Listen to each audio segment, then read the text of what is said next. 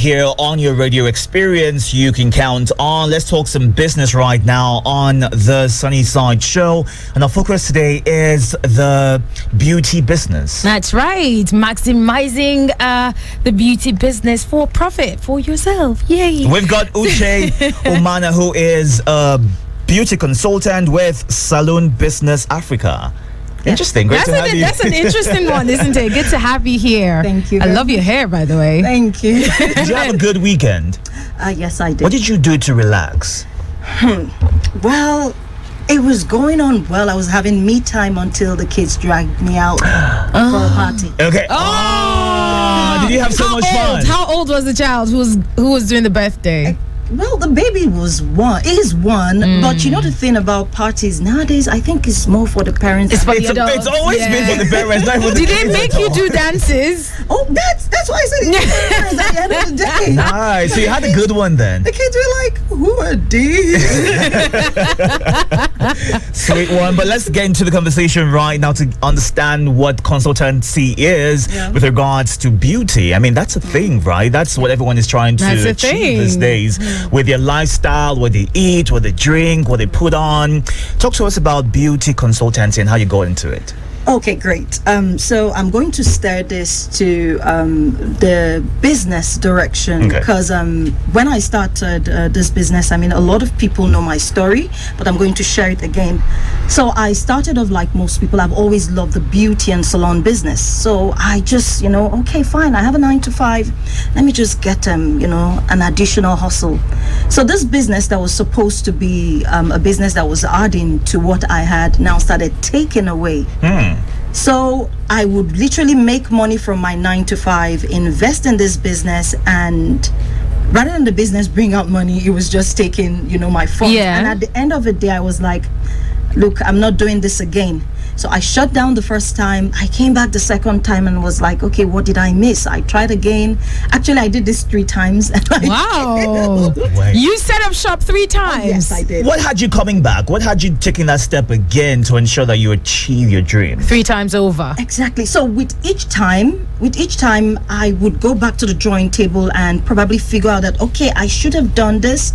I should have done that. Okay. But I kept hitting the brick wall until I understood something, that when it comes to beauty business, as with any other business, we might have the skill, but we need to understand the business of what we're doing. Yeah. So with each point, I did not at any point understand the business, but I knew the skill. Right. I had the passion, so I had everything, and I didn't squander the money. It's just that there were so much things that hit me as an entrepreneur that I wasn't prepared for. Right. So when I now took that last time, I was like, no, I need to get this right, and I started reaching out to consultant. I started educating and developing myself, and that was when it dawned on me. In fact, the first time I took a paid course on business class, I got this paradigm shift, because in my class I had people from all walks of life, right, different businesses, and I kept, I was thinking they would at a point say, okay, this is beauty business, go this way, this is this. They said no.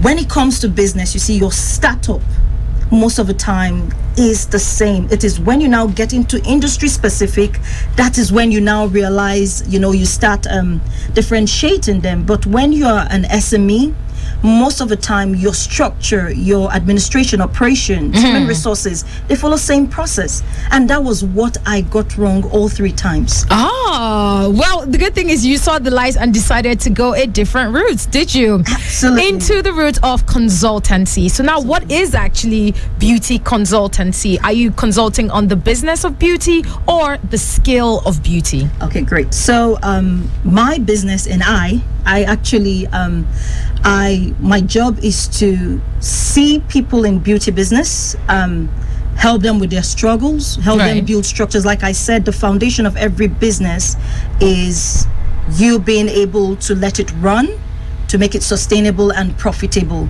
And that is something that is lacking in beauty business, as with most SMEs. But in beauty business, we just have a majority of businesses that keep opening and closing.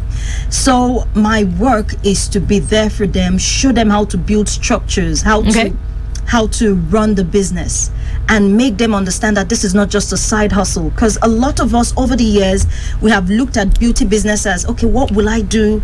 My wife is, she's just at home, open up a beauty business for her. You probably ask yourself, I need something that won't really take my time, open up a beauty business. But it's not like that. It is a business. As at 2-3 years ago, when we did the statistics, I really don't like dropping numbers because they keep changing. But as at 2-3 years ago, this industry was valued at about 60 to 70 billion dollars. Worldwide or Nigeria? Oh, Africa. Nigeria is a major contributor. Major, actually. When I say major, so it means we contribute a large share. But when it comes to the conversations concerning the industry, concerning what comes to us, what we consume, our education, our services, we are not represented. We are not there. But how lucrative is the beauty industry, wherein we see that it's a fallback for a lot of people? Maybe you leave your 9 to 5, for instance, or you just want something to get your extra money and you start that business without necessarily understanding how it works. After a few months of pumping in so much money, you realize you've been at a loss, and you decide to just pack up it's a good shop. time to close shop. So how lucrative, and what are people missing out on this business? All right, so first I will start by saying for any business that gives you daily returns is pretty lucrative, and that's beauty business when you get it right. Then what we're missing, I always give this analogy when I teach. I tell people that when it comes to beauty business, people have a mindset of what it is. Right. But when you look at beauty business in its totality and how it is being assessed globally, you find out that there's so much career opportunities that we can pursue.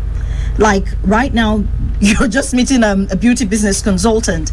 These are the career opportunities that are there. So people come in and they, tilt towards open your shop, own a beauty business, import extensions, probably start a spa. Yes, they are career paths, but there are other career paths that you can follow. Like, with all I know about this industry and business, I would literally die if you asked me to stand and make hair. I have that, like, my attention span is really short. Exactly.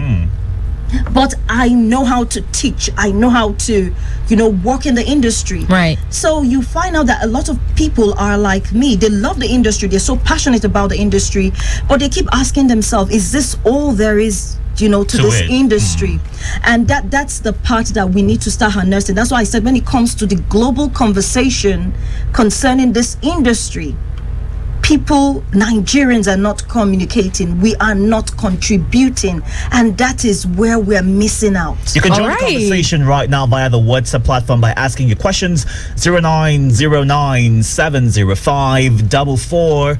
So you've gone on to share a lot right now, but I do want to ask this question that I feel like we probably should have asked since. When people think the beauty industry, there's usually a streamlined, thought to what it is, in the sense that it's mostly focused on women, so could you do us a little favor and kind of share the different aspects and parts of the beauty industry that is, right now valued, or as at 2 years ago was valued at how many billion did you say? 6? About 50 to 60 billion. 50 to 60. Yeah. Okay. So for starters, one of the advantages I would say the lockdown last year gave to us was it also broadened our perspective. Okay. So a lot of manufacturers and producers who couldn't travel started reaching out to people who are active on platforms like LinkedIn. Oh. See?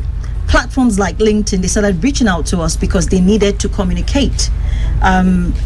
In my industry, like I said, there are lots of informal structures, informal businesses, so we really don't see the need to build professional profiles.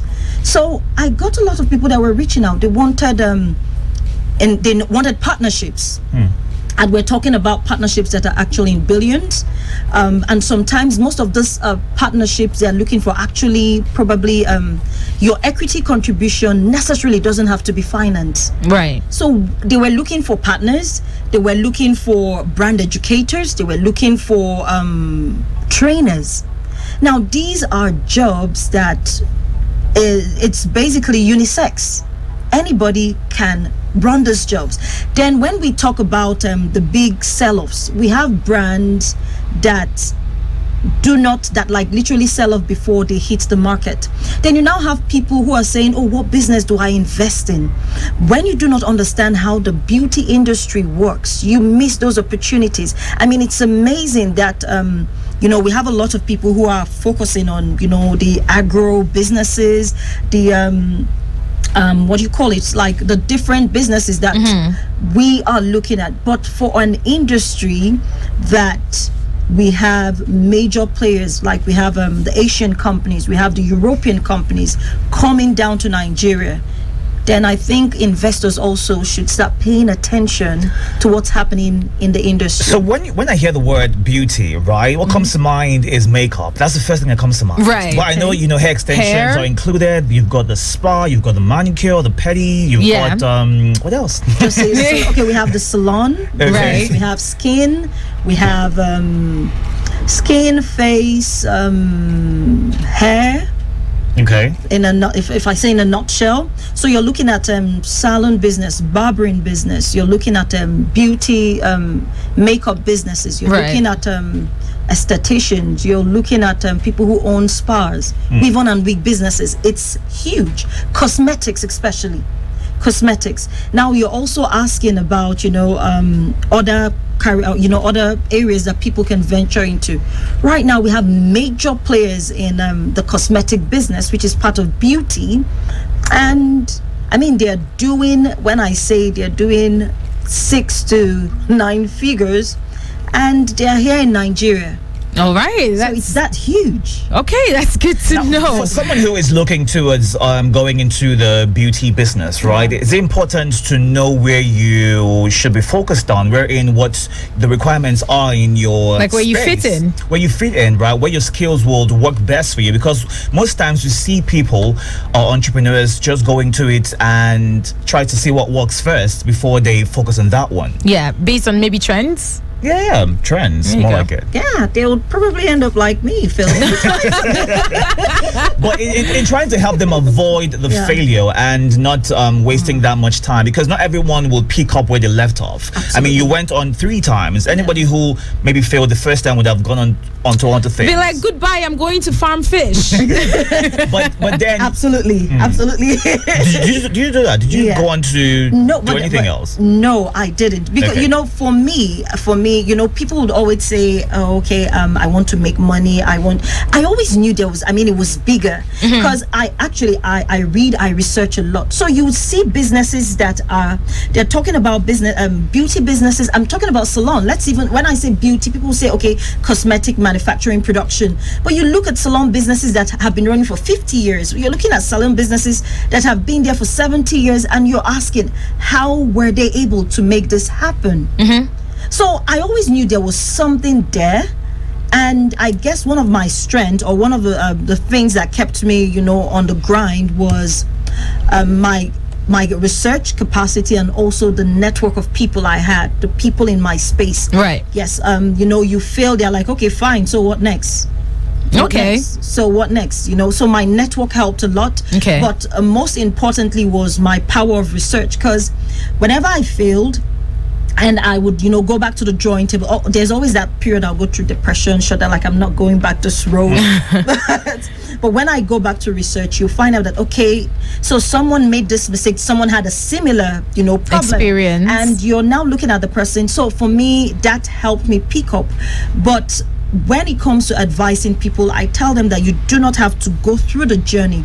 Like every time I talk to a beauty business owner and you're telling them that these are, the places where you have the problem, they always ask, how do you know? I said, because these things will always happen as long as you enter this business a novice, or just you do not have an idea of how a business runs. Even people who know how to run businesses, when you get into beauty, is a whole different ball game. It's one of those businesses that you sell that is an emotional buy and sell. It's not logical.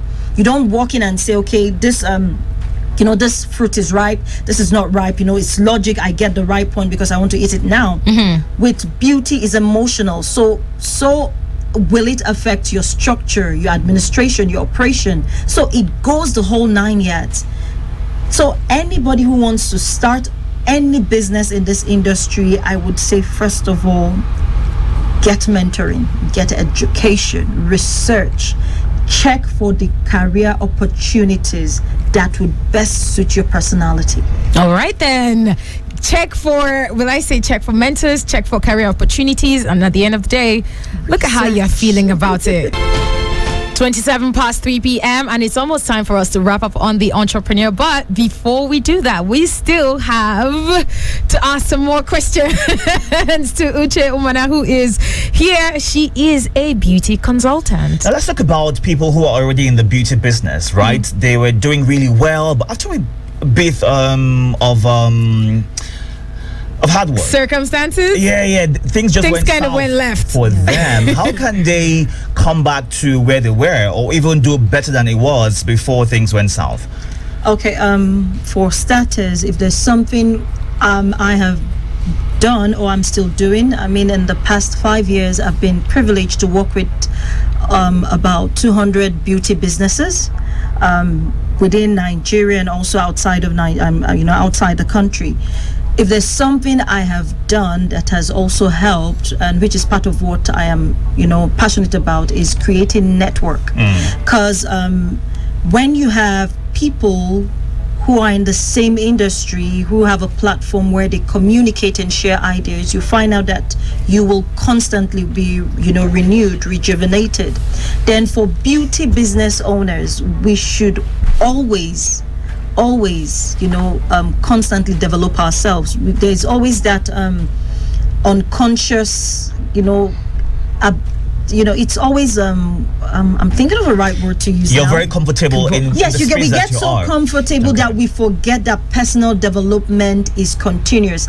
And there's another thing that we do: we keep looking just at the industry, we forget to look across the industry. Okay, so that is what we need to learn, because by the time we start looking across the industry, getting into partnership will remain relevant, because that's what keeps you in this business. A lot of them look at trends.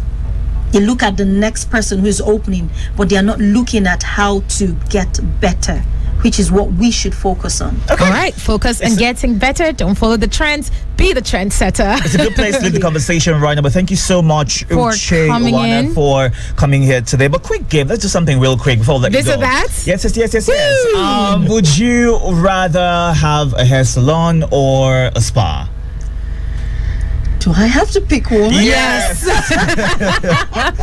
Yes. I would say hair salon. Okay. All right. So water or smoothie? Say what now? Water or smoothie? Smoothie.